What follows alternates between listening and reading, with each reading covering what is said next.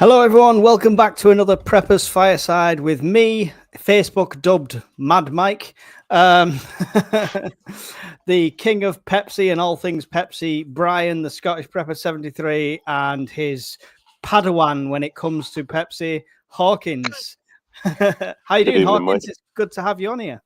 Yeah, good, mate. Thank you for having me back. No, it's great to have you here. Always good to get different insights. Brian, you're just here.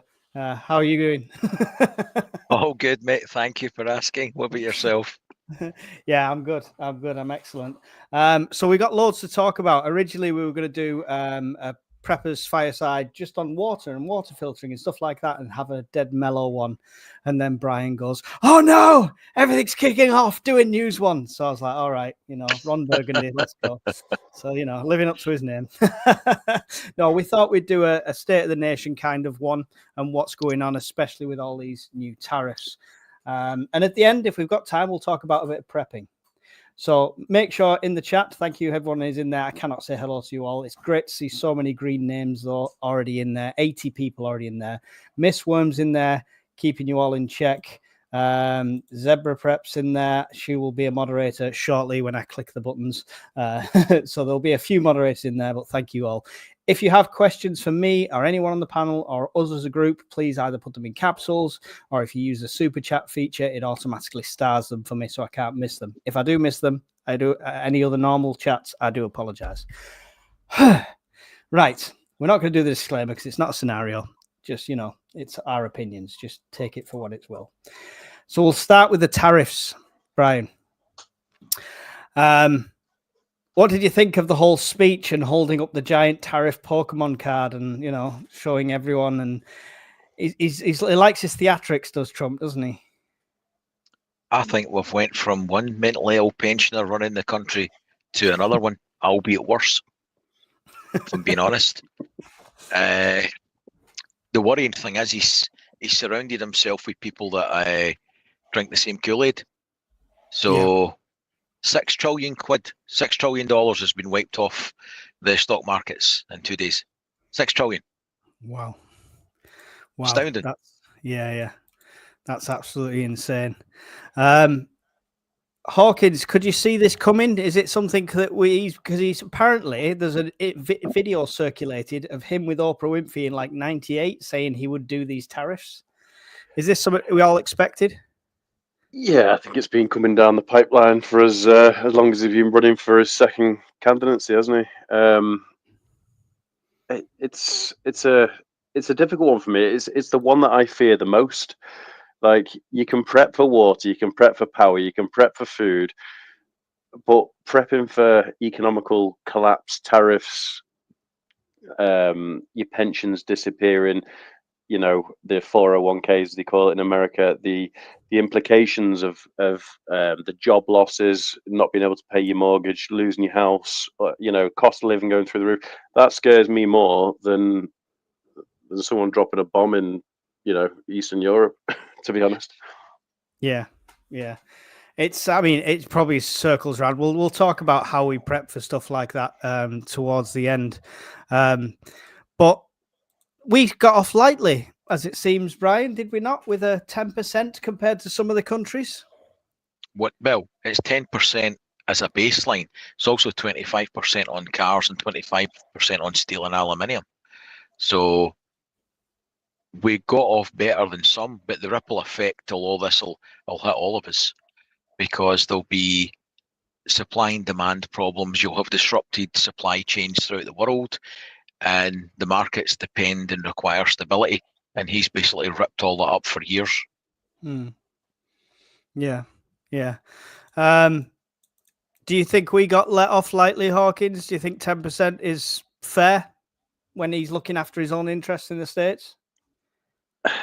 See, now, I think I'm going to have to pick on both your brains here on how badly we did get hit, because in regards to what tariffs we have on America, I've no idea what it is the other way around and whether 10% is light or not, if you know what I mean. Because if it's balanced, it's a similar sort of economical hit from either side, then I think it's okay. I feel we probably got off light in other countries due to his Scottish heritage. and the fact that he's got golf courses over here, and he likes the country in a way. I mean, Yeah. he doesn't particularly like the leadership at the moment, I don't think, but he likes the country. So I think it's probably helped. We could be a lot worse off, I think, but Yeah. Brian, do you want to go into a bit of detail with that? Because you know a bit more on the tariffs. The general consensus seems to be, because the figures, excuse the language, seem to have been plucked out of his arse. The general consensus is that he's went by the trade deficit from each particular country and then halved it. So China's got hit hard because they buy a lot of cheap stuff from China. That's basically it. They don't buy that. I agree with Hawkins. We have got a friends and family discount, but the simple fact is we don't export as much as everybody else does to them. We're a smaller country. We don't do as much business as China does with Trump. So that's why there's the disparity. China. It seems like it was like kind of a like for like tariff. So I mean, let's flip this on its head. If this was us doing it to other countries and all the financial gain was for us and industry was going to pick up in the UK, would you be supporting it? Is it just, is it like purely because we're outside of that circle? No, it's not based in reality. That's the problem. It's not based so much on tariff disparity. It's based on trade deficit. The simple fact is the appetite in a service economy like the Americas and us and Europe, we want cheap stuff. So to get cheap items, we have outsourced the manufacturing base to countries with no health and safety records, cheap labour pools, so Vietnam, China, places like that. So it's simply cheaper to build there. Yeah. So that's been the appetite in the West for 30 years. We will outsource to there and buy it cheaper. He's going with the misguided opinion that overnight he's going to upend everything and all the jobs and factories will come back to America. That won't happen. That's your years if that ever happens. Yeah, I get this. The process is going to take a while, but he's already secured a lot of investment, a lot of companies that have already said they're going to build factories there and stuff like that. He's generated jobs. I mean, he's winning the people over, in my opinion, Hawkins. But will that be short-lived when all the prices start going up over the next couple of months?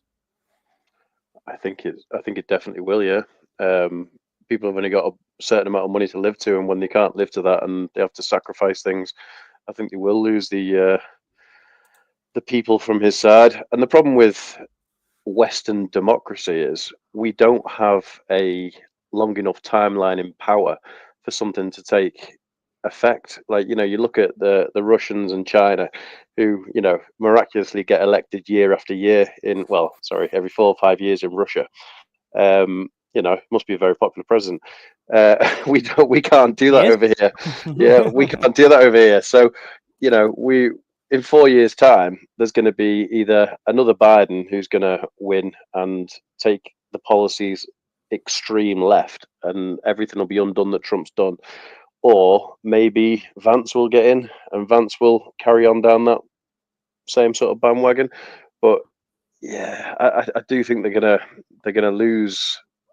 They're going to lose the core voters. Like, yeah, it's the age old. I mean, you don't even have to just compare that to America. You can compare that to over here, right, Brian? It's like, this is the best party. Yeah, we'll vote them in. Oh, they've done terrible. Get rid of them. We'll get these back in. Oh, we'll get them back in. We'll get them back. And it's just like flip flop constantly, right?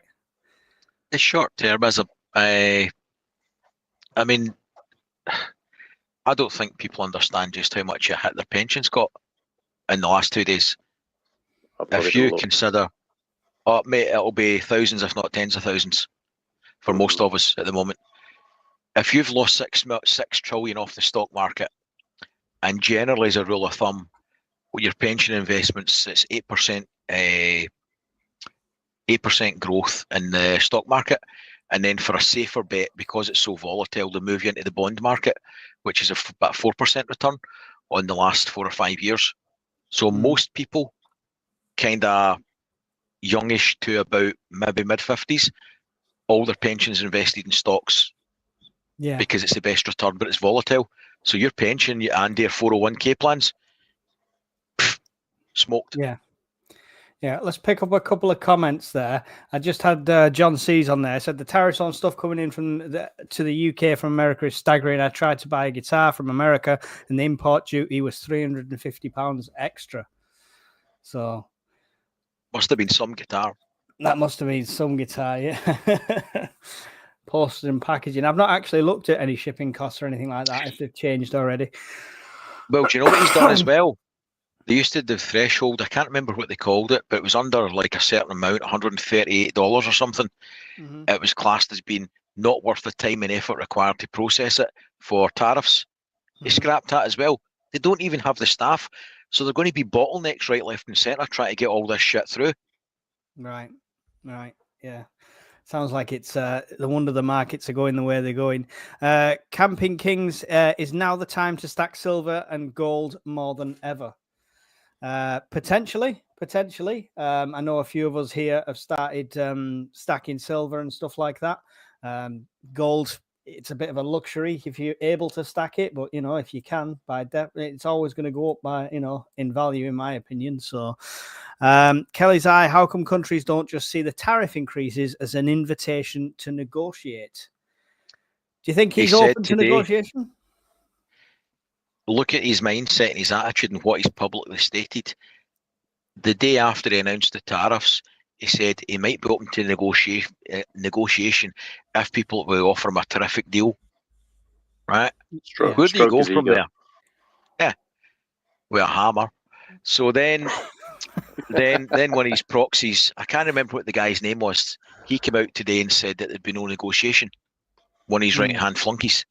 So... Listen, you can only take that with a pinch of salt. They come out and say all sorts of random stuff all the time. But I know and I get that, and you would like to think there's going to be some sort of behind the scenes feeling and dealing. But nobody, although he said he was going to do these things and it wasn't fair, nobody in their right mind would have thought he would have killed the global economy overnight. And standing with like a bookie like John McCriddick going, look, I've just fucked the whole of the country. Here you go. And then goes golfing. But you say that, and he held that board up, and it was exactly what it is. It's like for like. So is that not just, But it's not like for like. It's something that maybe should have been implemented gradually and not in a big hit like that. But it's like, oh, they tax 10%, so we're doing 10%. They're doing 20%, so we're doing 20%. But they don't. They don't. The general consensus for all the economists was that he's plucked his figures out from the trade deficit, not tariffs per se, just because there's such a disparity in what they buy versus what they sell. That's not the country that's selling its point. That's the market economy because they chose to buy it there because it's cheaper. That's not a tariff. That's just a disparity in trade. They buy more from China and they sell less to China because American goods are more expensive. Chinese goods are cheap as shit. So that's why there's a huge trade imbalance. It's not a tariff. Yeah. Hawkins, do you think it's a good point, though, by Kelly, that it's an invitation to negotiate? I mean, it puts him in a strong position when that negotiation comes to the table, him saying he needs, a good deal. So, I mean, is it good for him in that way?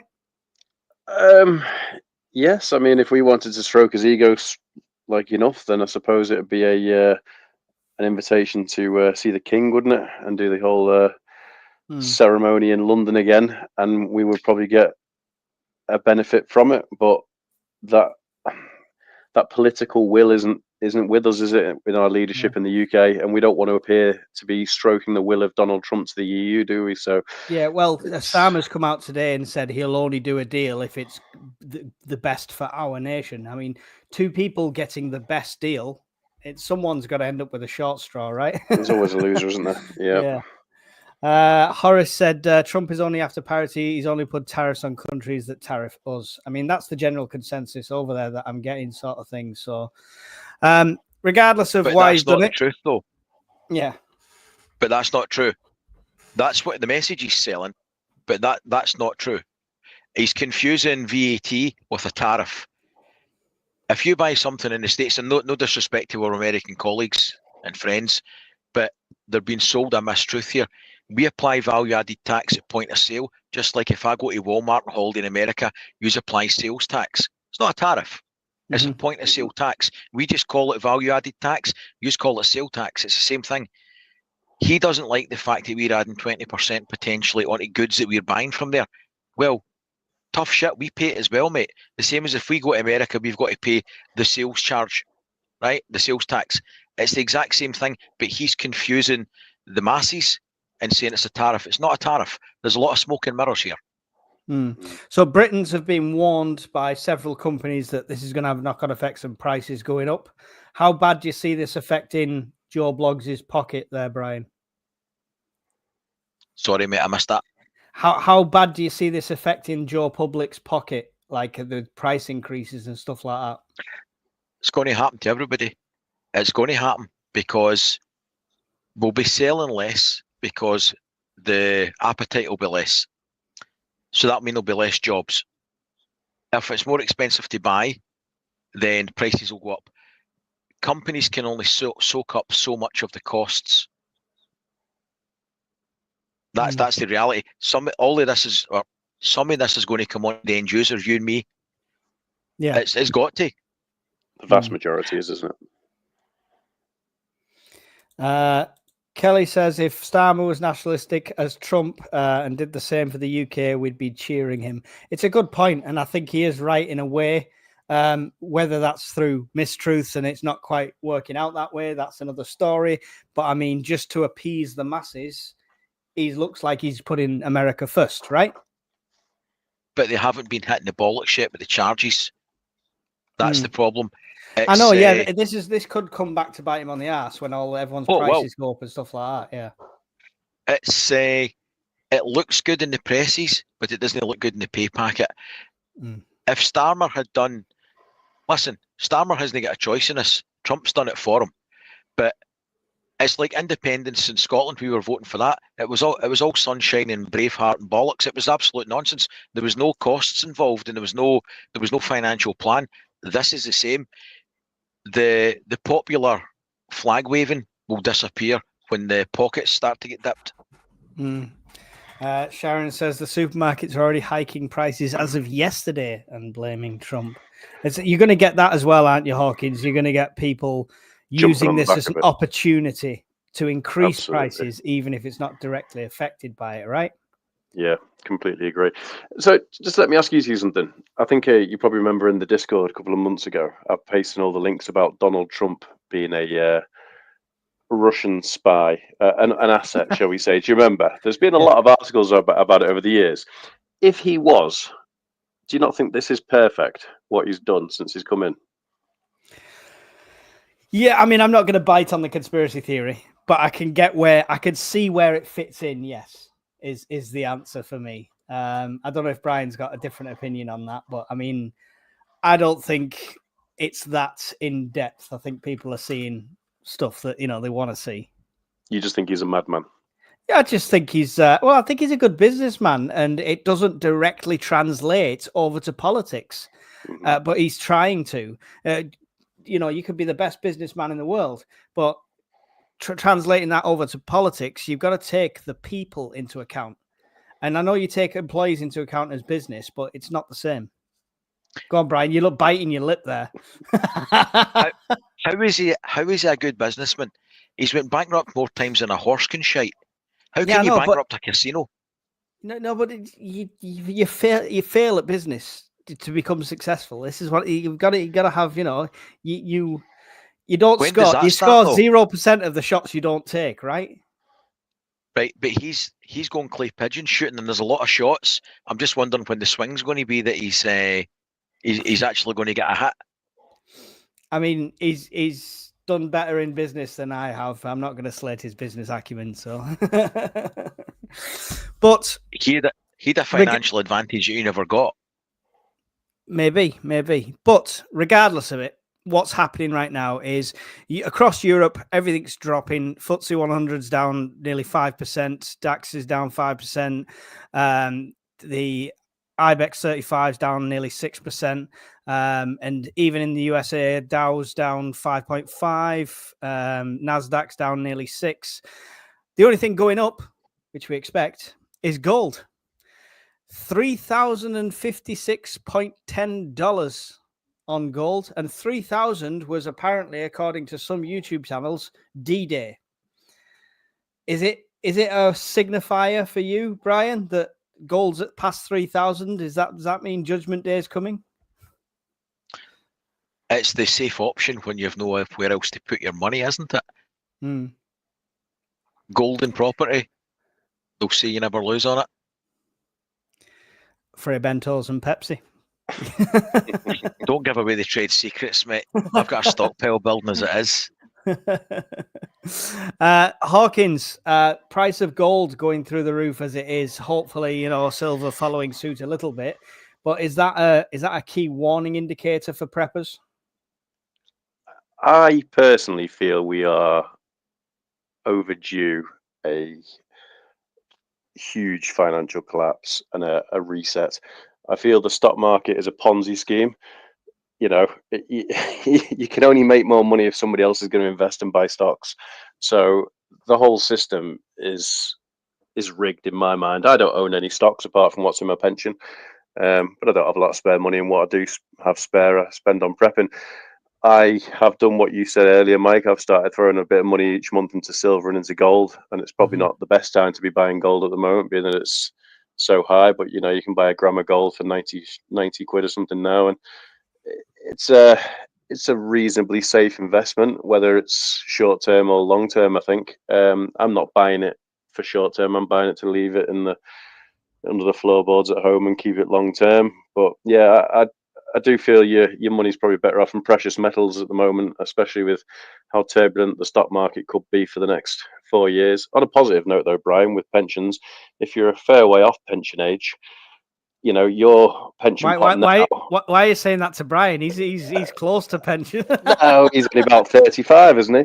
But if you are a long way off pension age, then you're buying stocks now at a lower price. So that's going to benefit you in 20 years' time. I think the way they keep moving the pension benchmark in this country, we're all far off pension age, because by the time we come to retire, you'll have to be 112 to claim anything. I think it'll be the case of if you've got your own pension pot that pays you 30 grand a year, by the time I hit pension age, it'll be a case if you don't qualify for a government pension, that'll be it. By the time you hit pension age, 30 grand a year will get you a loaf of bread and a Mars bar.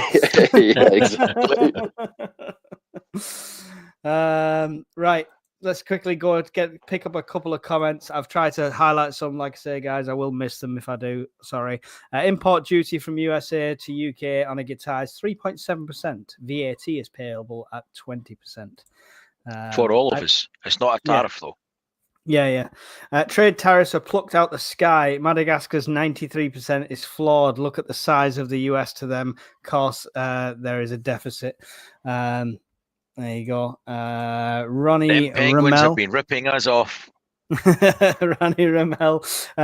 Serious question. What do we import from the US on a mass scale? It is a good point. It is a good question. Like how much? So you're going to see supermarkets jack the prices up anyway because they just do. But what is it directly that affects us? I mean, because we don't bring loads of American cars in, stuff like that. So what are we getting from there? The only thing that springs to mind now for me is liquid natural gas, because when we tried to wean ourselves off gas from Russia and Europe, we started buying a lot of gas from the US.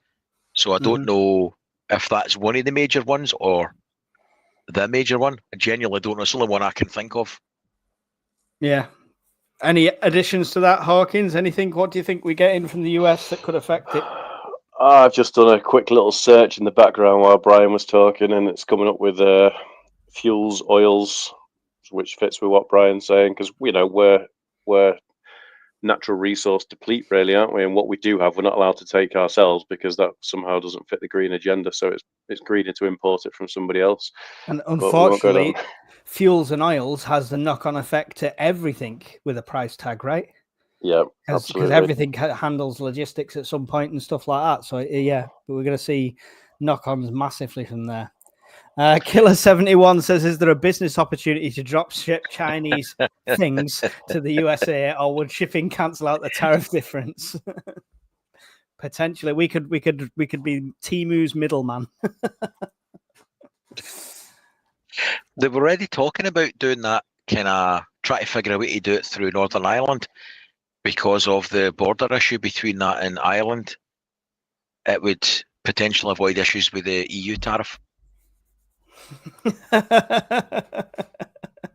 It all relates to prepping in the end, Whitehead, I assure you. This is the biggest impact. This is why I'm devastated. Whiskey is one of the biggest purchasers from the US. Shocking. Buy vodka Buffalo instead. Trace. No, Buffalo Trace is awesome. Anyway, Jack Daniels says, Jack Daniels, I can take or leave. It's fine. But Jim Beam and Buffalo Trace are good. I'll just have to move over there. Gold up 8% in the last 5 years and silver 90%, says Dean. Okay, today. Sorry, go on.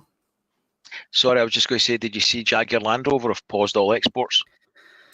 I don't think that's anything to do with the tariffs. I think that's to do with a terrible advert campaign that somebody should have been shot for.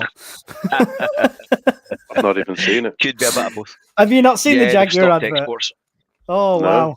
You need to YouTube, have a look at that after this. It's not the best. You don't even see a car. There's no car in it. It's a woke advert. That's all I'll say. Right, okay. To be honest, boys, my clan are ready and don't give a feck, says Taffy Nige. There you go, subtle and to the point.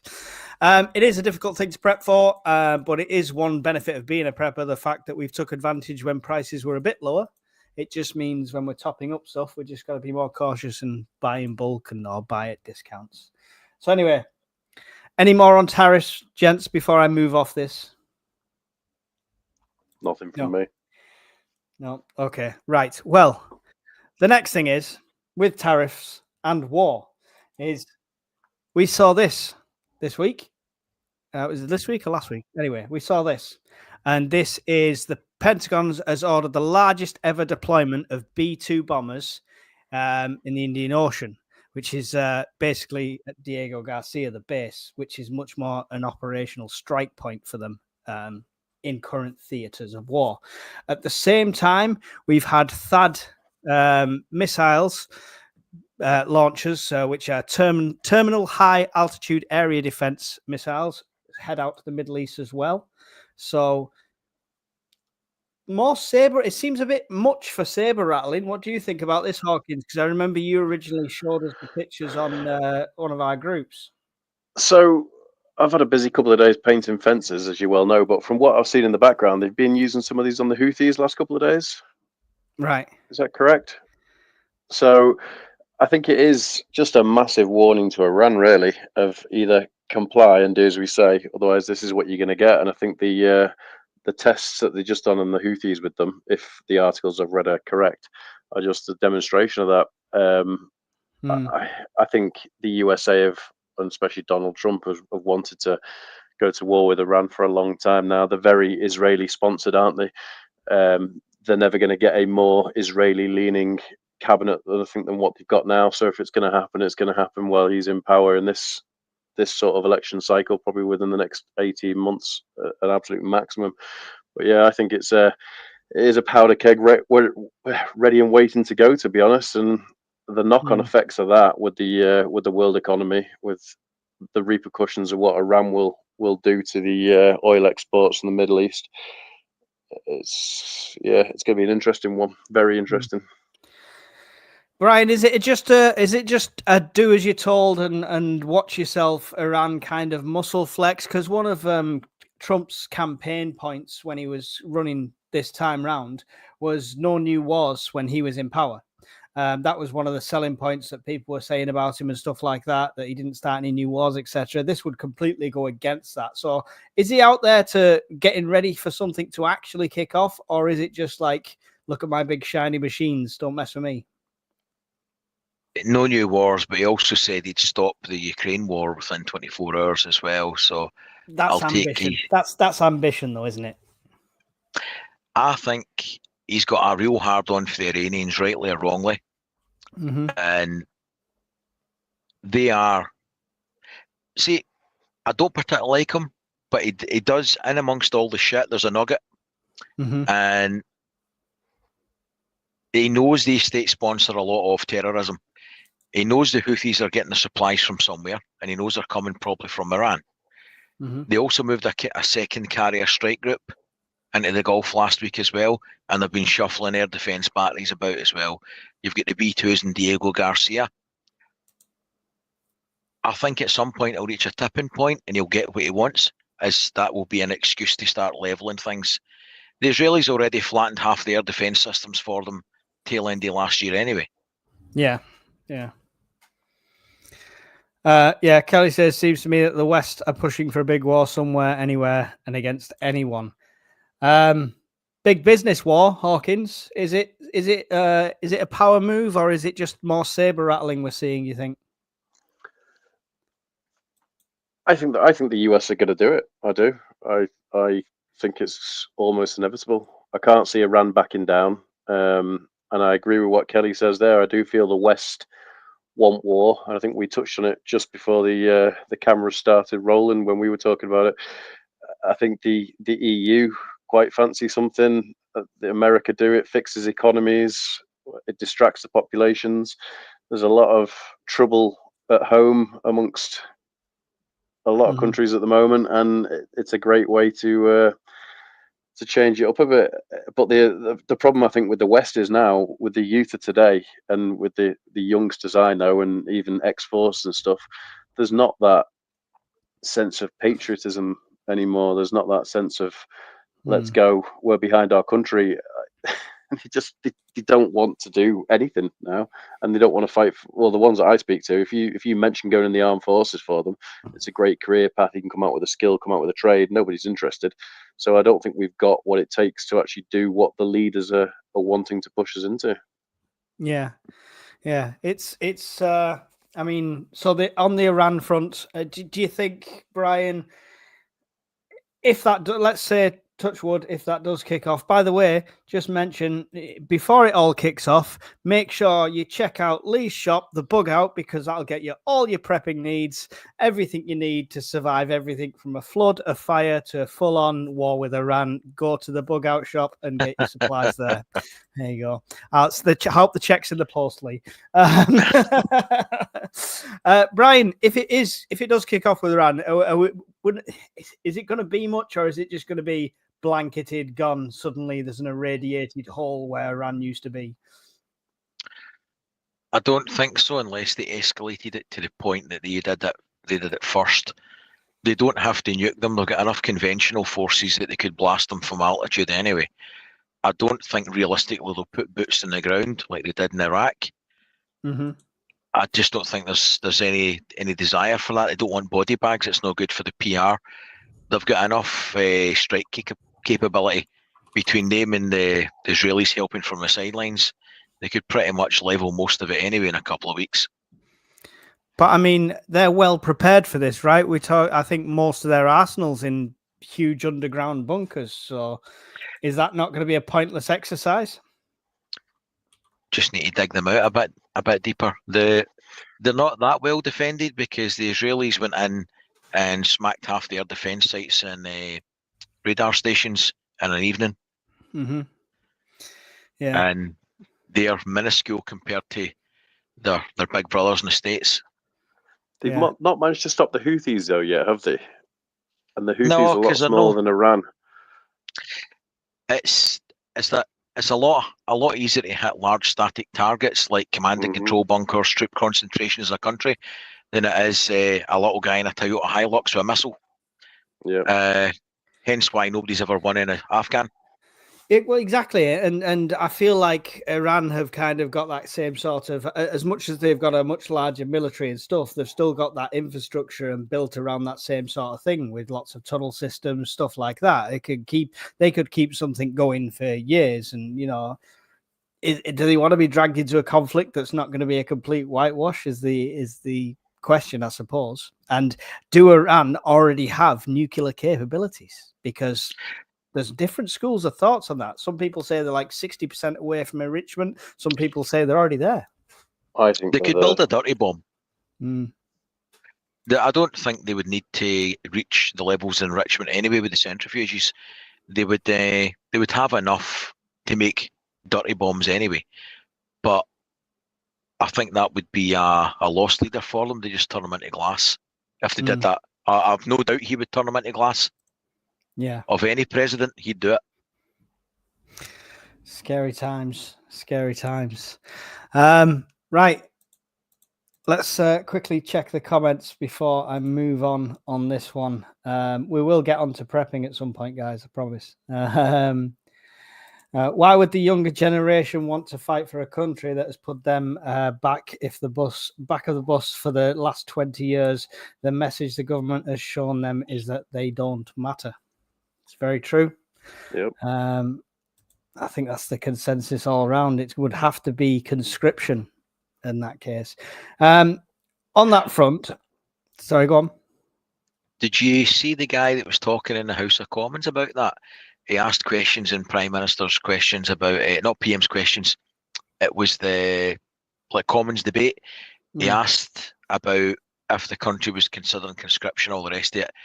And the guy was really evasive and said that he hadn't seen any plans. But he wouldn't confirm or deny if there was any plans afoot. The plans are there because obviously Rishi had it in place and was going to bring in that sort of thing. So I think it's just going to have its scribble out the Conservatives logo and put the Labour logo on, and the plans are still there in place, maybe. But I don't know. I don't know how practical and how enforceable it would be in this country. If you buy gold in wire form, you pay capital gains tax when you sell. If you buy gold in sovereigns, no capital gains tax. Yeah, it's a good point. Britannia's is generally what we've been looking at for the silver stuff as well. Just costs quite a lot to buy a gold Britannia, doesn't it? A gold sovereign. Yeah. Slightly more expensive. Yeah, the amount of times I've seen them like at antique places and jewelers and I've just passed them by. I should have picked them up when I did. I wouldn't do it now. They've took 2 Patriot batteries from South Korea and moved them to the Middle East as well. I mean, that's a big expense if it's just for sure, right? My family and friends think I'm bonkers for prepping over the last few years, but they're finally coming around to my hoard of tins and beans. And we'll skip on to that because we want to keep it vaguely prepping related on this prepping channel. Europe have said everyone should have a few or 72 hours worth of food supplies and stuff like that. They've basically turned around and said all of Europe should be prepared. In my eyes, a good message. In my eyes, also, not enough. 3 days is not enough for me, but it's still a good start. However, we're not part of Europe, not just politically, but it seems like the news doesn't hit us. Why has this not come over here, Hawkins? Why do you think we're not every single country in Europe's been told this? Why is Britain still worried about the Premier League result over surviving? We don't like to talk about stuff like this, do we, as a country? And if you do talk to a lot of normal people about it, nobody's really interested, and they look at you with a confused face or I'll come to your house if it ever goes wrong, or it really does. I also feel they don't want to instill panic. I think they also know the cost of living is very high, and there's a very large proportion of the population that can't afford to go out and spend extra money. But I agree with you, 72 hours is your absolute bare minimum. If you can't close your door and stay in your house 72 hours, all utilities off, I think you just leave yourself wide open to something. Most people should be able to do that as a minimum. But yeah, I think the government should be saying 2 weeks, to be honest. If something does go off with Russia or anything like that, and it goes proper kinetic, and underwater cables are getting cut and critical infrastructure is getting targeted, I think you need at least a 2-week buffer before you're going to see any sort of normality come back to the UK. Yeah. And that's probably as optimistic at 2 weeks. Brian, it's a great message across Europe to get people started, right? Anything that obviously there's people that go against me on this one, as we all well know, but anything that gets the message of prepping out there to the regular people and normalizes it is good, right? So why are we not following suit? We seem to be following Macron with everything else, but not this. I'll agree with Hawkins and elaborate on a couple of it. People don't want to know. That for me, people just don't want to know. Mm-hmm. How many times have you tried to, when it came out last March, so the government will say, but we did tell you. We put out a small, tiny footnote last March that you should have 72 hours of preps. Mm-hmm. So they'll say they've done their bit. But in reality, we know 72 hours isn't even going to touch the sides, but it's a start. It is a start. But yeah, they've covered their backs because obviously they relaunched their preparedness site, which they've always had in some form or another. And we got 10 minutes on morning TV to say this was happening. And like Horace has just mentioned there, the Daily Mail had it as a headline. But I mean, how many people go out and buy papers now? It's not enough, right? It's not enough. It was never done properly. There's no appetite for Geopolitical, right? There's no appetite. They don't want to fearmonger. I don't agree it's fearmongering anyway, but they don't want to panic people into asking awkward questions like the Finns and the Swedes have all got civil defence and preparedness and bunkers. Where's my bunker, Mr. PM? Well, you're all fucked. You're going to be glowing in the dark. That's basically how that's going to go. But they don't want awkward questions. They don't want to ask where's all the math stores for the 90s. All any food stocks like that are gone for emergencies. They're all toast to get punted, and the warehouses are gone. So, and also, let's be blunt, in my humble opinion, if people bought a 72-hour pack that was made for them at a reduced price, it would probably be eaten while the telly's on one Friday night and forgotten about and never stocked up. The same as the masks and the happy clappers when COVID. People don't give a shite. We're too short term. Yeah. But Hawkins, how do we get that message across? How does, individual preppers, our channels, agree or hate or love or hate the BBC? I did a radio interview. How do you get that message across to the people that's not just going to get missed, ignored, or dismissed without putting fear in? It's a fine line because you kind of have to make them scared a bit, right? I talk about it to people in normal life, and everyone just knows me as that guy in work or personal life, really. And nobody's interested. Nobody would want to do a communications plan. Nobody would want to stock food. And again, everyone's answers are always, "Oh, we'll just come to your house," which my front door will be firmly locked. You won't be coming to my house. But I almost feel, there's a certain prepper who keeps going on radio shows at the moment. So he's trying to get the message out there. He got condemned for it on Facebook a little bit, but he's got thick skin, so it's fine. Yeah, it's just encouraging that talk, isn't it? I'm at the other end of the spectrum from you guys. I think a good nationwide blackout, which lasted 2 or 3 days, or some massive rolling blackouts, would be good for the country in a respect for getting people into the movement and opening people's eyes to just how fragile things can be. But some people call me weird for having that thought process. But yeah, unless you're going to drive it from a government level and maybe make it like, the 1st of November is National Preparedness Week, and it gets pushed on morning TV and radio shows and stuff, and everyone gets a bit of a nudge. You're coming into winter. Everybody starts like thinking a bit more about, right, I want to up my stocks. I want to get phone chargers charged because some people don't charge the battery packs when they've used them. All that sort of stuff. It would need to be a consolidated effort, pushed probably from the government and to the mainstream media to get it to take off in the UK. We've got lots of comments on this. I'll jump on them shortly. But Brian, why are people so detached? How did we get so detached so quickly when it was the norm to have candles, when it was the norm to have a week's worth of shop, a monthly shop?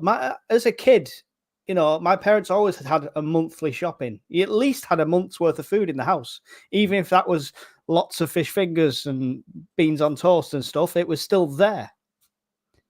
Because it's our fault. It's our fault. It's our fault. It is our fault, though. Sorry, because guys. when we were growing up, when I was a little boy a long time ago, I can remember the power going out and my mother keeping an old kettle that she always put on the coal fire and making toast with a fork on a coal fire and being more independent, going camping in bed sheets at like 5 years old in the back garden. I can't compete with the TV for my kids' attention. I can't compete with social media or their phones. They're being bombarded 24/7 with what to do, how to look on a consumer society. You're lucky to get 5 or 10 minutes of their attention on a daily basis, and that erodes as they get older. You never had a chance. Is that the selling point though? Is doing it through YouTube, through TikTok, stuff like that? Is that the way you reach them? It needs to be mainstream, like Hawkins said. It needs to be a national push, but there needs to be an element of give or take. In Scotland, they made it mandatory. You had to have fire alarms integrated into your home, right? Yeah. Why not do that with a 72-hour pack, right? Mm-hmm. But here you go. If you're on disability benefits or whatever, we'll give you one, right? We'll give you it. But once a year, you're going to need to go through and check it and sign it off this form or do an online form that you've checked it and you've still got it. And if you don't have it, and we'll do random checks, you get fined. It should be a matter of law that we have to have a 72-hour kit at home. It should be. But don't stop pissing about, make it mandatory you've got to have it, and do random checks that you've got it. And if you don't have it, you're getting a fine. Yeah. I mean, it could be a good thing. It could be, I mean, there's not just me doing like the interviews and stuff. Lee from the Bug Out, who is also in the chat, who's joined us this evening, he's done interviews with people all the time. He's pretty much the same as me, quite level-headed about it. He's not, you know, tinfoil hat jobby sort of thing. But how do that 72 hours we've just said, Hawkins, it's not enough, right? It's not enough. How do you then make that step? Are we going to make the situation worse if we give everyone false security saying you've got 72 hours now, you don't need to do anything else? I think the government needs to take a bit of advice from the old FEMA website. I mean, I haven't looked at it for quite a few years now, but that was way longer than 72 hours. I think it's 2 weeks that they recommend. The problem with the UK is we've had quite resilient and quite we have a good uptime on our electricity grid, on our water, on our gas, that it's been the unusual for something to go wrong.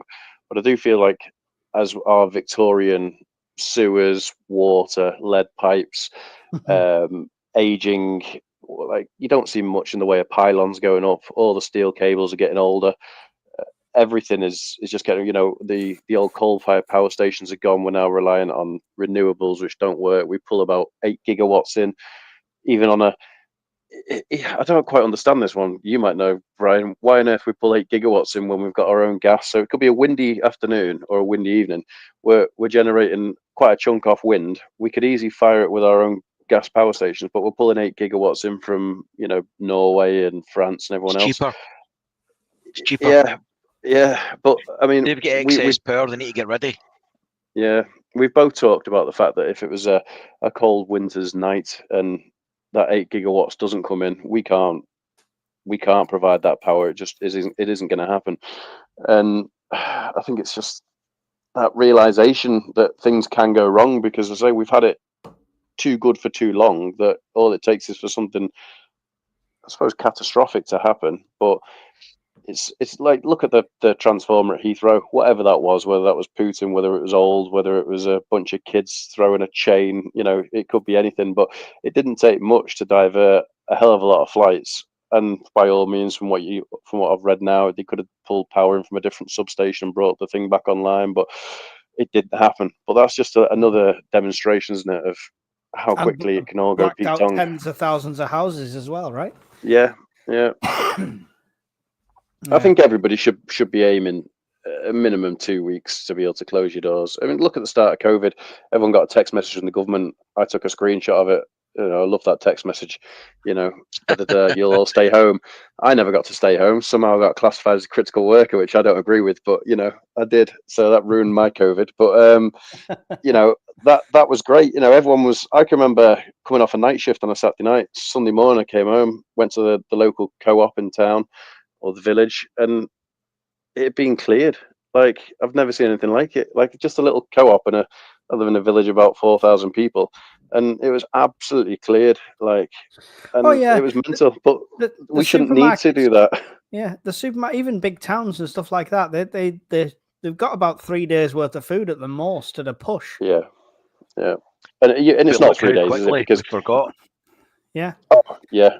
That's the issue. That's the issue. Even if you had that rolling blackout, how quickly would they oh, well, I survived that blackout. My candles are burnt. I'm good. Let's get back to Uber Eats. The generator would be on the Facebook Marketplace the day the power come back on. It's good for us, right? Let's go to some comments before I completely lose track, because I'm well behind on here. I'm just going to go through the starred ones. Lee said Iran and Syria were on hit list for a regime change along with Iraq, Libya, and the US war machine have always wanted an excuse for a war. Wheeled Medic says 3 months is a sensible minimum if they actually start with this mess. Yeah, good 90 days is totally a good. agree. I think is a good 3 months is a great thing to get to, but there's no way the government could come out and tell people, right, you guys need to prep for 3 months, because A, people couldn't afford it. B, we wouldn't be able to bring all those supplies into the country quick enough. I think it needs to be a gradual, this year we say 3 days, next year we suggest a week, the year after we suggest 2 weeks. It's got to be that gradual, hasn't it, to give people time to adjust to it. But I think they need to do some sort of pushing, like you said, about the week of preparedness and stuff like that. Because if they're made aware of it, they'll do searches. If they do searches, they'll find our channels, other people's channels, stuff like that. Maybe that will start them on that rabbit hole, and they'll realize, hang on, this guy, Suburban Preppers or whatever, he's done a £10 shop and he's got all this. So maybe I can get 3 months if I do it gradually and stuff like that. So hopefully, not just improve the amount of people coming into it, but we'll be able to fine-tune that advice that the government's giving. This is a joint question, Brian and Hawkins. How many tins of Pepsi is 72 hours worth? 72. Ooh. 82. He likes a contingency. Genuinely, go on, let's have a rough estimate, like a real one. You're not drinking a Pepsi every hour through the night. So how many Pepsis in a day? A pallet, 24 cans a day. Roughly. Yeah, I'm not quite that bad. I'm between 12 and 18. That's shocking. You both are you don't need to prep used to. You're just gonna rot from the inside out. I've got good old council juice. Do you think there would be a false flag event to get public support for war? Possible. Wouldn't put it past them. There's an interesting possible. one. I'm not sure how. Ooh, that's a scary one, isn't it? To think they could do something like that. Gulf of Tonkin. Yep. It's been done multiple times before.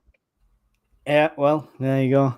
Mr. T, UK did do a 3-day survival guide. Cognitive dissonance is why the public don't speak about it. There you go. But we know that, but it's just not being done right. 3 days is just long enough for the elites to get into their bunkers before the masses wake up to how screwed they are. Yeah, it's a good point. But I said that to the people that were giving me stick on Facebook about promoting it. I'm like, well, if nothing else, you're going to have an extra 72 hours to enact your own personal plan. Yep. Get out of Dodge. We're all talking about the roads being gridlocked. If everyone's prepared for 72 hours, hopefully that road's free for me to disappear. It's thinking time, isn't it? Yeah. Well, hopefully we've already done the thinking. Snapdragon, I don't think most people could last 3 days. They shop every day and throw so much away because it's 1 hour past best before date. Yeah.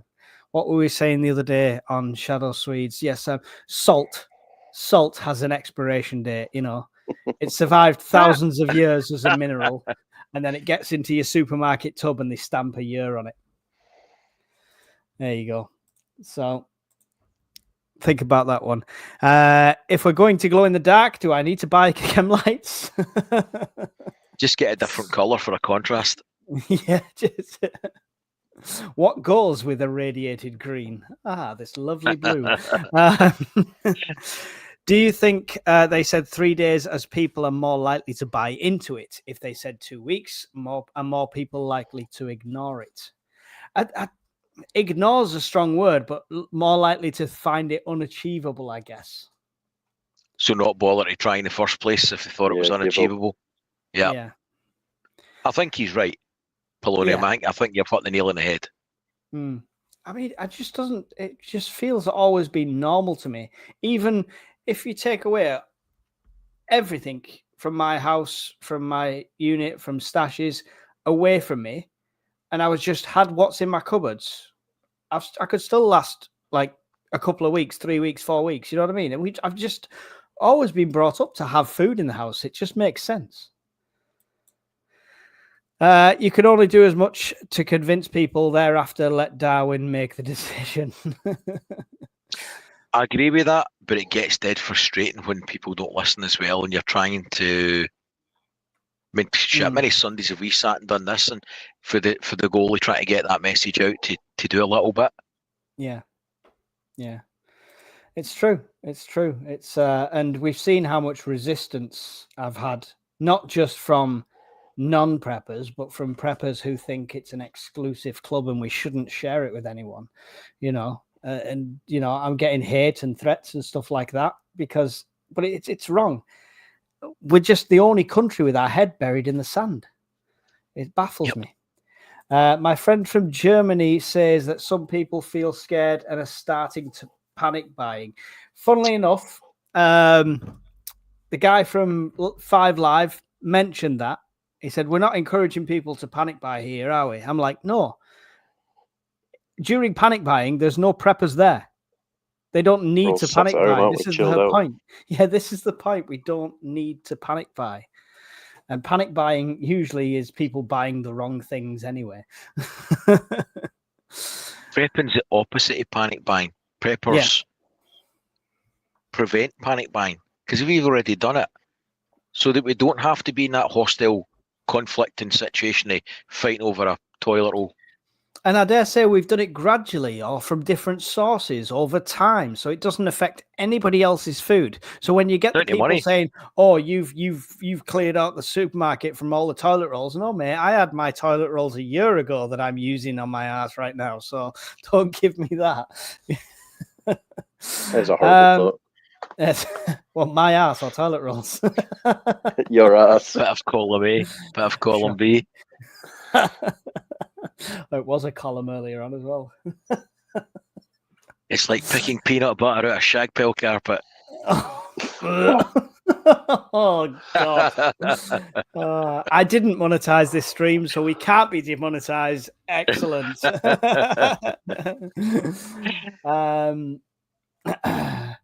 A great idea, Hawkins. Mike, is Prepper Week something we could collaborate on as content providers, all pushing the same message at the same time kind of thing? Leave it with me, Suburban Preppers. Leave it with me. It's a good idea. It's a good idea. I might have to. I've got some contacts at the BBC now. The best time of year is probably early November. As you start to, the nights are getting darker and you're coming into winter, people start to change the mindset a little bit, don't they? So yeah, and even people are not preppers. I know people that commute a lot that have a couple of cans of soup and a warm blanket in the car, and they're not preppers, but what are you doing then? Don't forget to hit like. I really appreciate 161 people in here at the moment, which is amazing. I really do appreciate all the support. If you could smash the like button, it's free. Greatly received. Trying to scan to the bottom, guys. I will miss stuff if it's not starred. I'm sorry.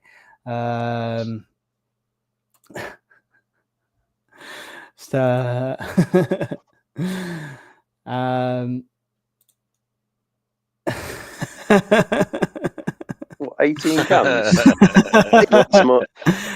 Mrs. Hawkins in the house. I got told off yesterday. I got told to drink water and stop just drinking Pepsi Max as I was sweating in the garden. It can't be. It can't be my influence, Mrs. Hawkins. So there you go. Just tell her, mate. Just tell her. You're starting to sound a lot like my ex-wife. Any more comments like that, you will be. Don't listen to her. It's your friend. She drinks it. She has one can a day. The disclaimer across the bottom about everyone's opinions are own, that also applies to Brian's relationship advice to anyone. So, are we going to talk about the potential bread shortage? I'm not sure how much it will affect everyone. Yes, we are. We're going to go on to that now. So, Brian, the farmers' strikes kind of got brushed under the table initially. They made a big scene in London, rightly so. I had a farmer on the channel. He explained everything about it, sort of thing. Fully support them. It's probably the only industries where you can't set your own price, and it's just you get what you're given, and that's your lot. Now that we're going to see a knock-on effect, there seems to be like there's going to be this bread shortage as they're not releasing stuff. So, I mean, it doesn't affect me. I'm not eating bread at the moment. But is this the start of food shortages, or is it just a one thing, just a little blip? It's a little taster. I think we're in for a lot of pain between that and the tariff shit. So buy a bread maker if you've not already got one. It'll taste better than the crap out of the supermarket anyway. Yeah. Hawkins, any thoughts on this bread shortage? Have you stocked up on loaves? So firstly, I fully support the farmers because I don't want the farmers to lose the farms and to end up in the hands of conglomerates and Nestle and the likes of that lot, and basically them doing whatever they want. So I'm fully supporting the farmers. And yeah, I've got a bread maker, and I think I did a little calculation the other night when I was bored. I think I've got enough flour to make a loaf of bread for 3 years, one a day for 3 years in the house. So yeast, I don't have enough yeast. I think there's enough yeast to go for about 18 months, but you can make your own starter, can't you? And go with that. So I'm good. You can make a pan flatbread without yeast. So. Yeah, exactly. So yeah, I'm good for a while. I was like, get behind the farmers. Yeah. Will it make people panic buy though, Brian? That's the big thing. So I don't see this affecting me. I don't see it affecting many of our preppers. But will it make other people panic buy? The fact that they're seeing shortage, are they then going to go out and buy 6 loaves of bread with no way to store or preserve it? Not unless it gains traction in the social media setting, because I've not seen much about bread shortages and I'm never off the news channels. So unless it's plastered over everywhere and people think that it's going to be a bread shortage, they'll create a bread shortage. Whether we're going to have one or not, they'll create one because they will think we need bread. So they'll buy 20 loaves that they can't eat, and then in a couple of days you'll have 18 loaves at the front door waiting to go in the bin. Yeah, just like we saw during the previous times when there was stacks of milk next to people's wheelie bins. Call me cynical. I'm trying to star some of your comments here. Just having a look through here. So, UK Urban Prepper 2026, I told you so. Not sure what that one was. Mad Mike doesn't seem angry or insane tonight. Trade Descriptions Act. Well, I got branded Mad Mike for rational conversations in the first place, so why should I change it? We had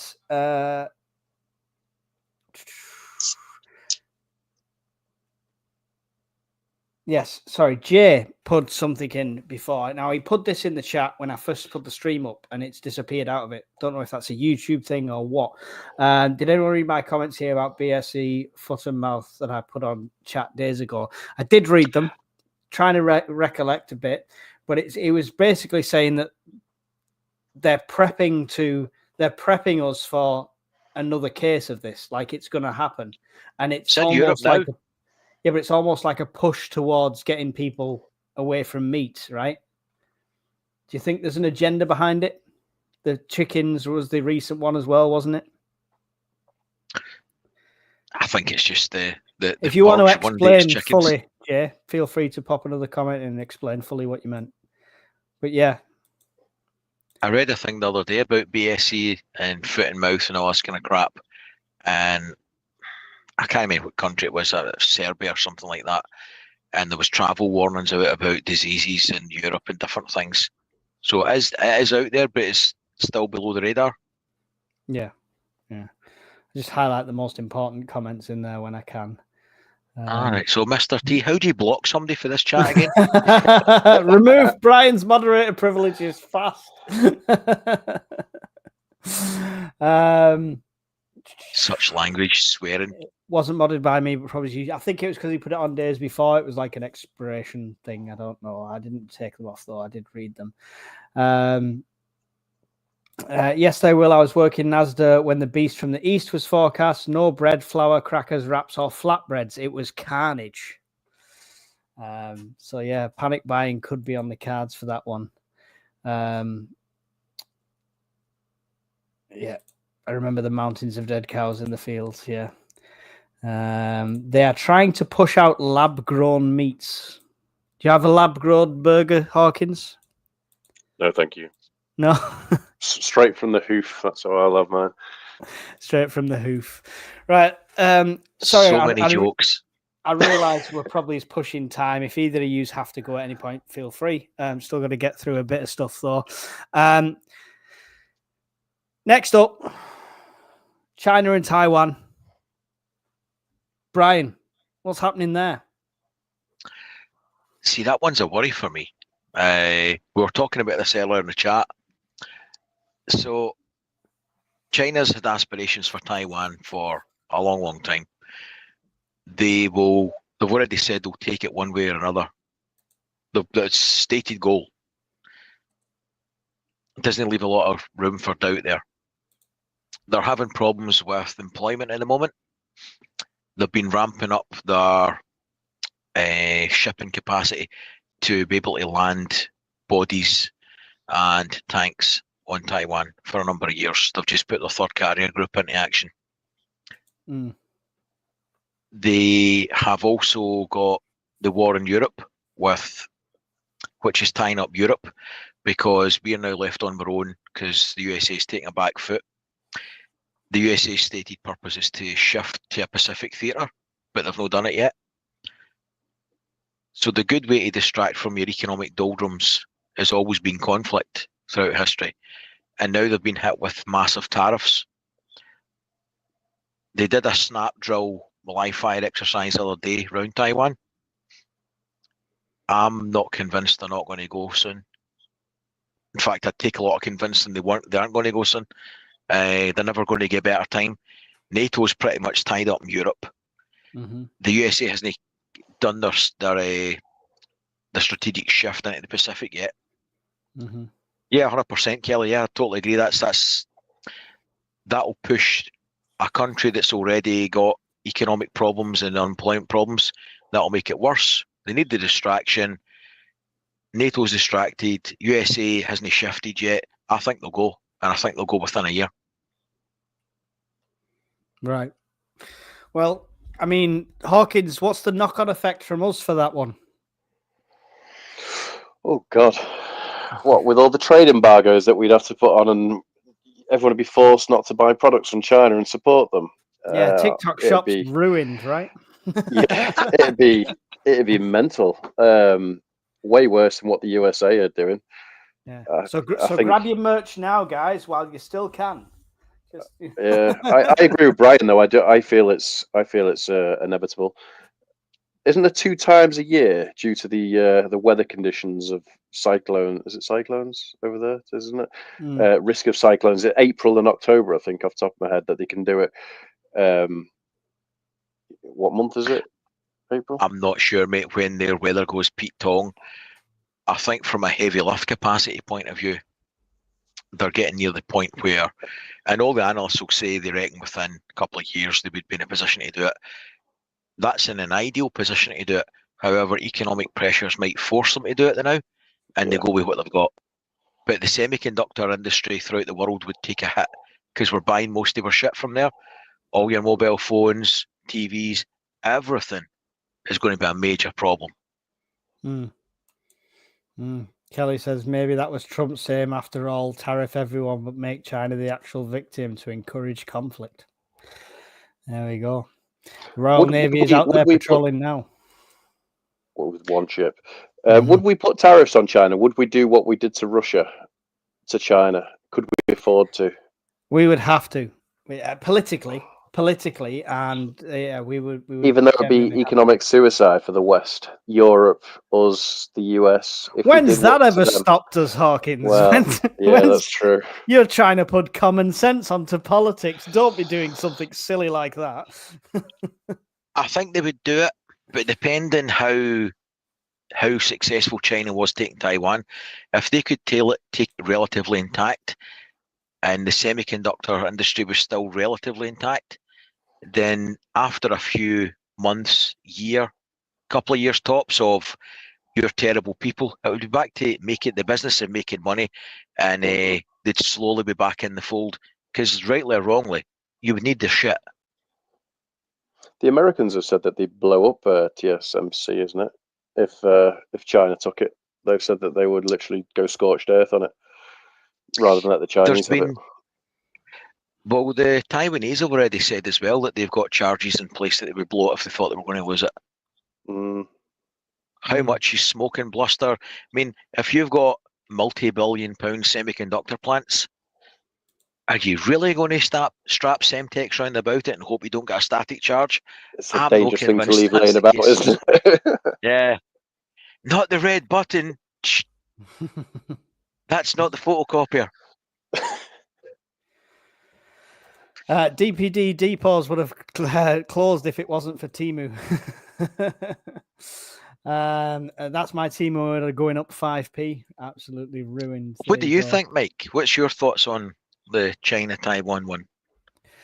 I think they've been waiting for an excuse for a long time. I see it as something inevitable. I genuinely, a couple of years ago, I thought it would have been done more politically, and a change of regime from within, espionage style. But like you say, right now, there's motive. What do we look for in anything? Motive, opportunity, and means. So, and they have all three. If the US go heavy ball on Iran and it kicks off with Iran, I think that's just a green light for China, then, isn't it? That'll be a flash in the pan compared to what's going on everywhere else in the world. With the US busy in Iran, with Europe the way it is, China could just wander over and nobody's stopping them then. Yeah. Let's go to the comments quickly, because we had a load from that. Lab-grown food is worse than veggie food, says Kelly. Wouldn't touch it with a badge, Paul, says Lady J. Panic shoplifters nowadays is what Band again said. That's about right. A bread shortage would mean a ton of keto web searches. I might have to revive my other channel again for a bit. Interestingly, during pandemic, a toilet roll was first to sell out. This is right. Anybody that doesn't know, toilet rolls take up this much space. A can of beans takes up this much space. You can only have so much space in the supermarket. Anything with a big fascia is going to sell out first. It wasn't because we were all suddenly going to poo more. It's just they can only stock so much without dedicating a whole aisle to it. So sounds like shit to me. But you know what? Even when the toilet roll shelves were empty in the supermarkets, my local shop still had some. And even when the toilet roll shelves were empty in the supermarkets still had wet wipes and stuff like that. So just, I've got an idea. Prepare. They will use BSE foot and mouth to get rid of animals and our food, leaving Z-bugs and lab-grown meat. There we go. It's no thank you. Piercer. Queue up for your protein block. China converted 1,000 ordinary ships into military. How do you convert a ship into military? Is that just strap a gun on it? No, there was. I know the one he's talking about. They were converting some of their roll-on, roll-off ferries and freighters into the ability to land tanks and troops. Yeah. Landing craft. Yeah. They haven't completed the military purge yet, says Gala. Mr. T, UK Urban Prepper, Brian, and guests. You don't even get a name, Hawkins. You don't even get a name. You're just the guests. I like it like that. Make the best live streams. Nice, humorous banter. Thank you, Mr. T. We appreciate your support. And though you are a Coke 150, yeah, even if you're a Coke drinker. I'm a Coke drinker, you're all right. 150 people in here. If you do nothing else, if you without donations and merch and all that aside, if you do nothing else, please go and check out Brian's channel at Scottish Prepper 73 and give him a like, subscribe, and show his channel some love. He gives up his time for this week in, week out, and that's the least we can do for him. So make sure you do that, or put it on your list to do at the end of the stream. Hawkins doesn't. Brian and the other bloke. Hawkins doesn't want to speak to any of you socially, so he's incognito. So there's no plug for him. Oh. You'll have to get a PO box, Hawkins, and they can just send you Pepsi merch instead. Ooh, I'll be all right with that. Taiwan will be taken just time, boys and girls, says Taffy Nige. I'm grateful for the loo roll shortage. I convinced my wife to start prepping. There you go. There you go. It does serve a purpose in that way. I'm going to have to scan quickly down here to get to the bottom so we can move on. Yeah, so kicking off there, kicking off here, kicking off everywhere. The last point really is Ukraine peace deal. Where the hell are we at? Is the question. Yeah, that's my thoughts in general. Like you said, Brian, he was going to 24 hours and he was going to stop this war. Where do you think we're at with this peace deal? Do you think it'll happen? Do you think it's just semantics and crossing the T's and dotting the I's, or is it just a pipe dream? I think the moment he basically said Russia can have anything it wants right at the start of the negotiations, Putin was never going to accept anything at that point. He'd already got it. I think that Russia's pushing to try and get as much territory as possible before any serious negotiations are going to take place. But I think that might play, I think Trump's personality might then actually benefit Ukraine, because he cannot possibly... Yeah, he will. I think he can't countenance the fact that he would be disrespected so publicly. Mm-hmm. And if Putin doesn't come to the table, and soon, I think he'll just start chucking lots of guns and bombs at Ukraine, like you say. That's genuinely what I think. And I just mentioned Bob 942's in the house. He's a great prepper who joins me on Shadow Swedes lives on a Saturday as well. He said USA, Australia, and others are building military bases in the Philippines, Malaysia, Indonesia, and the Palau Islands. So there you go. What to watch, where to get the news. I spent a bit of time in Australia, and there was a genuine fear amongst people of the Chinese invading. That was about a decade ago. Really? But it was a genuine, like, and they were always like, the Americans would have to come and save us, the Americans have to come and save us. There was a genuine thing about the Chinese invading. It'd be interesting. I think we've got a couple of Australian listeners. Is it Old Bloke or whatever in the Discord? But it'd be interesting to hear from them if that's still a thought. But yeah, I always found that quite...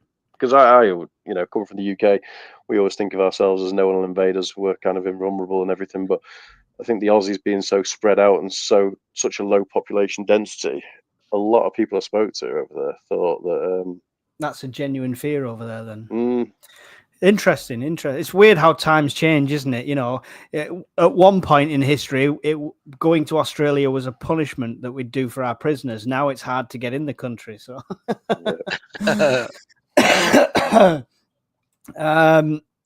banned again. The problem is even flushable ones say on the packaging to use one or two, but no one reads that.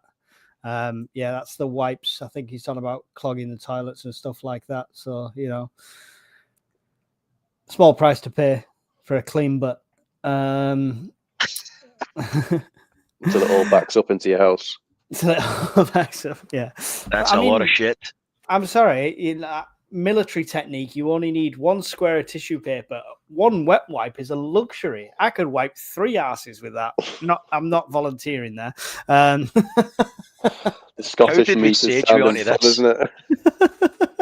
How the name of hell did we get into this? Honestly, it's a shitty conversation. Anyway, yeah.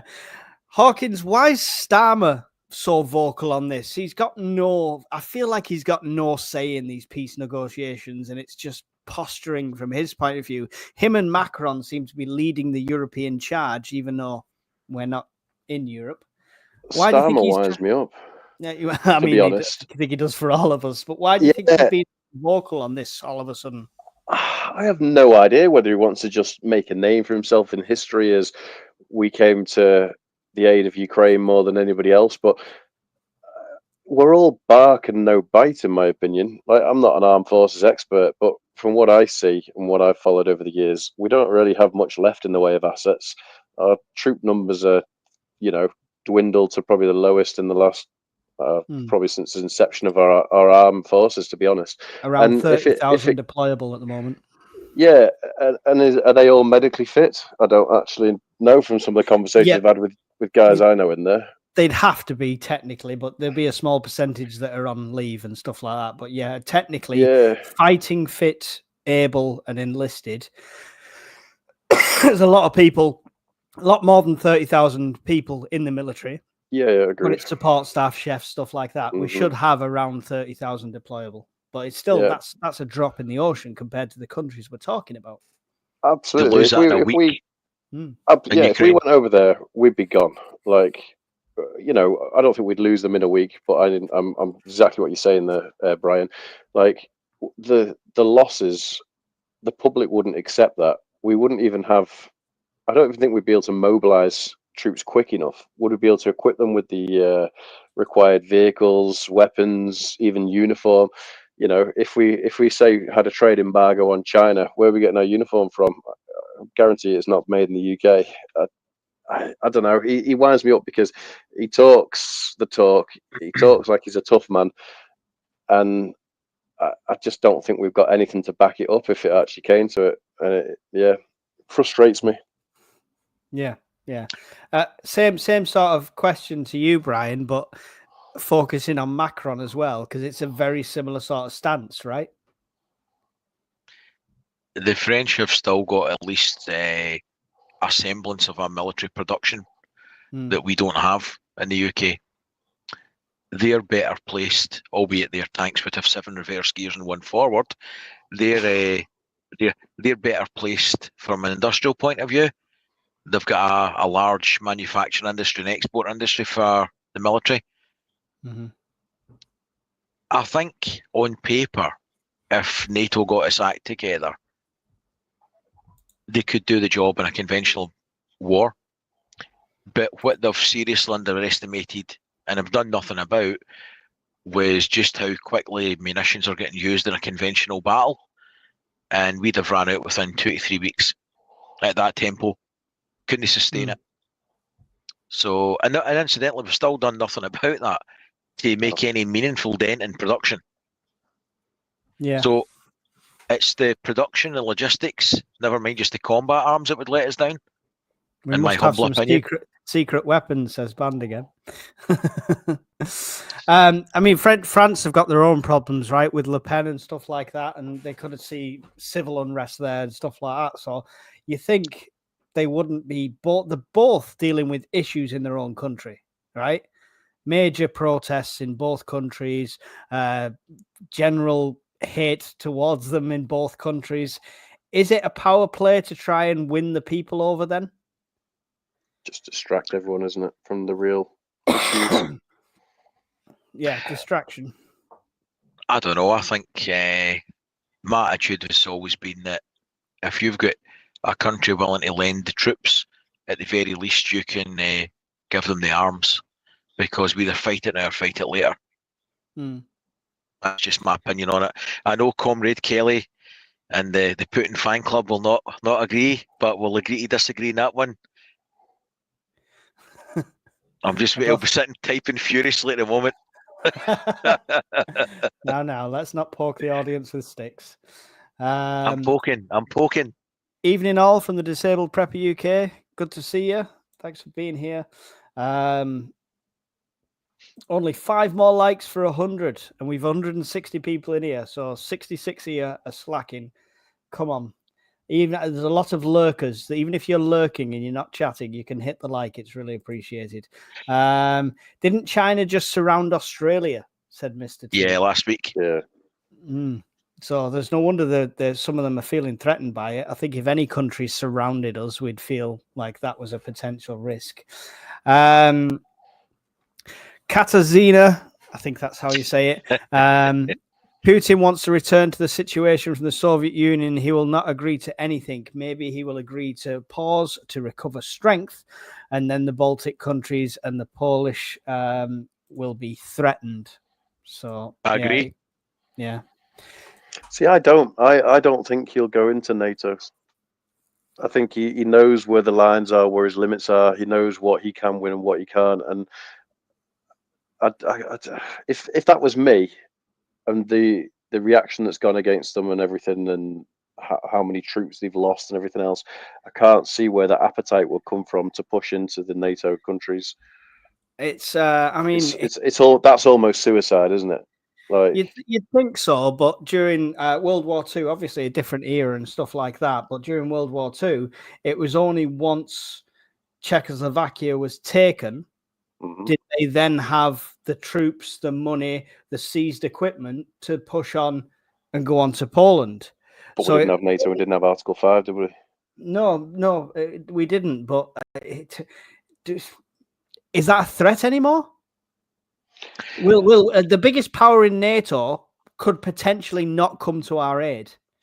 Yeah, and if he's given the green light in that way, as long as it stayed conventional and every other NATO country got involved, which I think they would, I don't think Russia. You'd hope so. Yeah, I don't think Russia would win against them, and I think Putin knows that, and I don't think he would have that appetite to try that. But let me give you a hypothetical scenario then. So Putin stages some Mastrovska and they've put some red flag operation in play that gives him a legitimate reason in his mind and publicizes all over mass media, Lithuania, the Baltic states were involved in this atrocity. They blew up the government. He doesn't have a problem with the people. It's the government in charge. They were responsible for killing Russian children, right? So within about 3 days, they could take the Baltic states, more or less. They could take it as a liberation army, right? Yes, and all the while screaming how they've been aggrieved and they don't have a problem with NATO. They don't want to fight NATO. Once they've taken the Baltic states, they say this is now Russian territory, and we will nuke any country that tries to take it back. It's an attack on Russian territory. I think, hand on heart, most of Western Europe would shit the bed and throw them under the bus. That's my personal opinion. I don't think they get in there. I think as soon as they cross the land border to, say, Poland, the amount of air power that would rain down on them from across Europe. I think potentially you're right. They go to Poland. I think potentially. I think potentially you're right. I think the amount of resistance and force that they've had with us just arming a country, not manning it and stuff like that, and not giving our pilots allegedly, they're going to get a lot more resistance. So yeah, you're right. It could be too much of a threat in that sense. I don't think my biggest fear is their alliances and how strong their alliance is. Because if we talk manpower, North Korea's got loads of that they can just throw across borders all day long, the cannon fodder. And if we talk technology, if China's on side as well, it depends if BRICS becomes the opposite of NATO, right? Yeah. I don't think they'd go for Poland. They've got too much land, too many people, too much investment in recent times in the military, which... And although Latvia and Estonia have put as a proportion the similar amount of treasure into their defence, they're just so small. They're just so small countries with so small standing armies.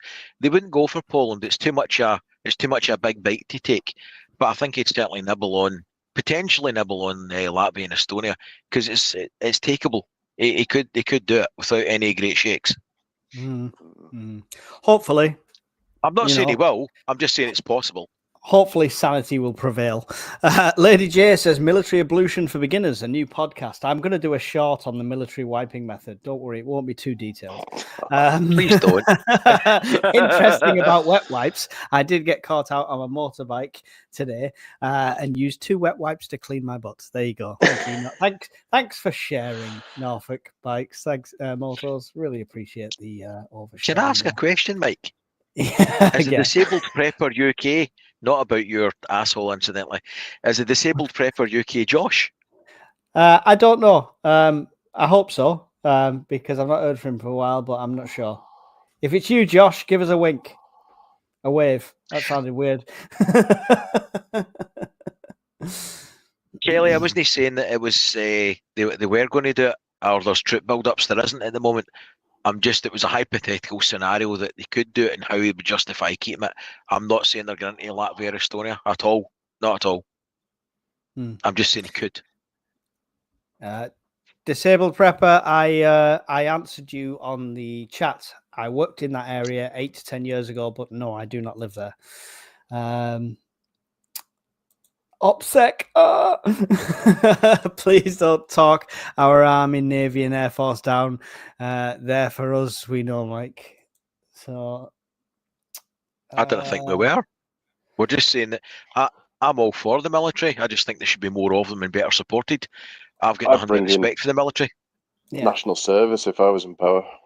Get out of school, first 2 years into the armed forces. Yeah, but you'd also make us all have a blackout all the way through December if you were in power. Vote for me.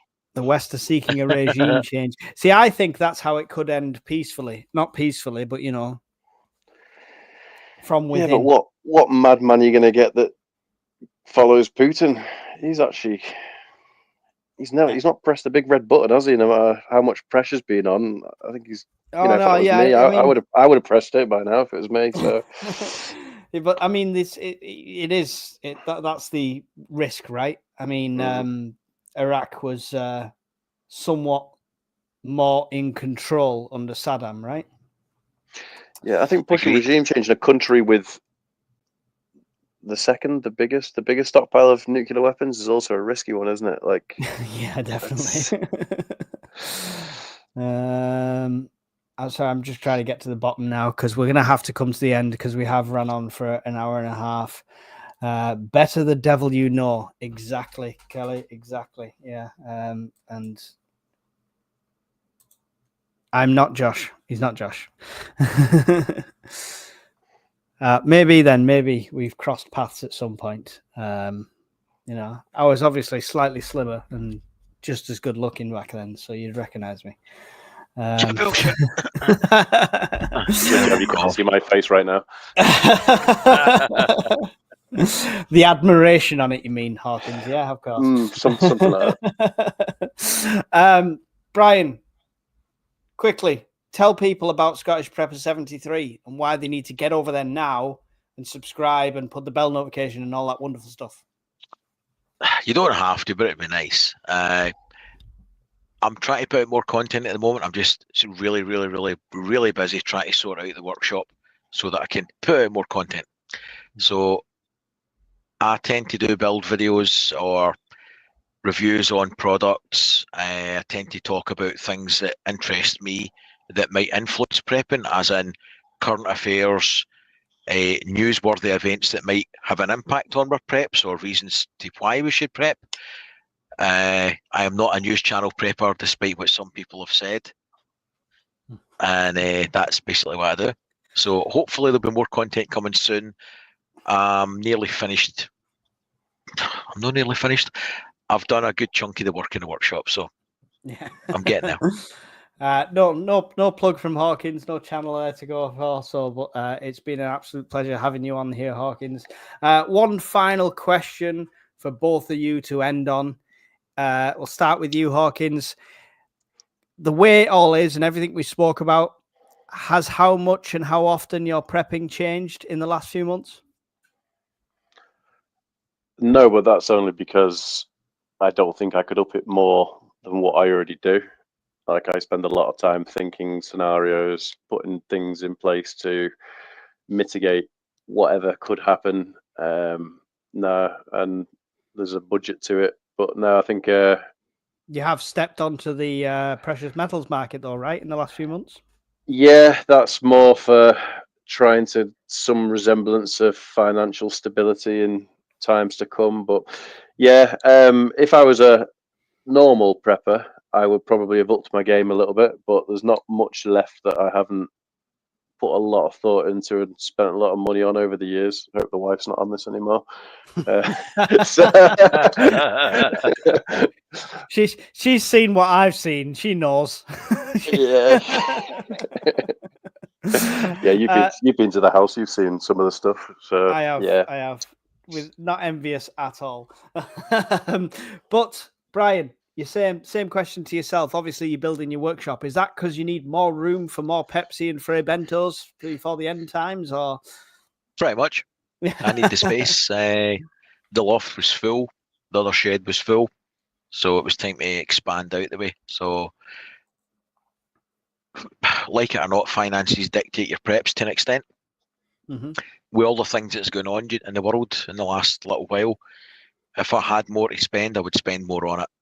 But you've got to strike that happy balance between living and prepping, haven't you? But what I would say is we'd planned in our budget to replace the windows and doors this year. We scrapped that and doubled up our solar and batteries instead. So that was a decision based on rising energy costs and the state of the world just now. So that's kind of modified, we're thinking. Yeah, cool. And if you want a break from prepping and listening to lovely ding dong, there you go.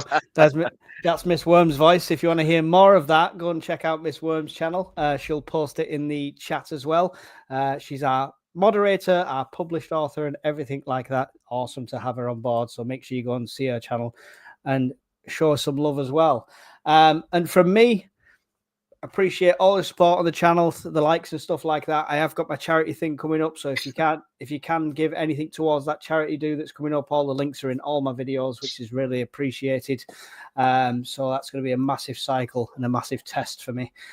So get involved with the channel, get involved with the community, come and join us on Discord. Thanks for joining us tonight, and I will see you all in another video really soon. Goodbye.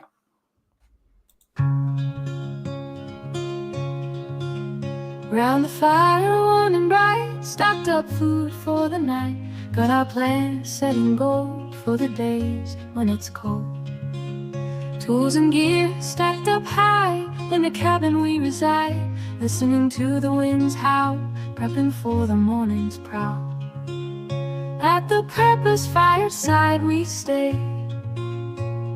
ready for that fateful day. Stories shared and hearts alight, round the fire every night.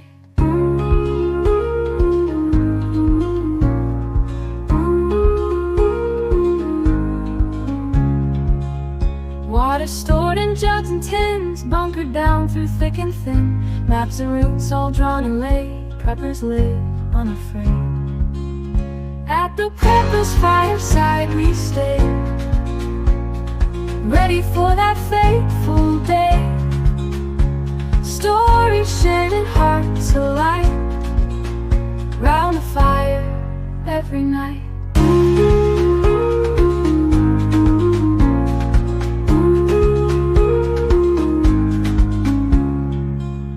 In the glow of embers dance, we've prepared for every chance, living simple, living true, with the dream we all pursue.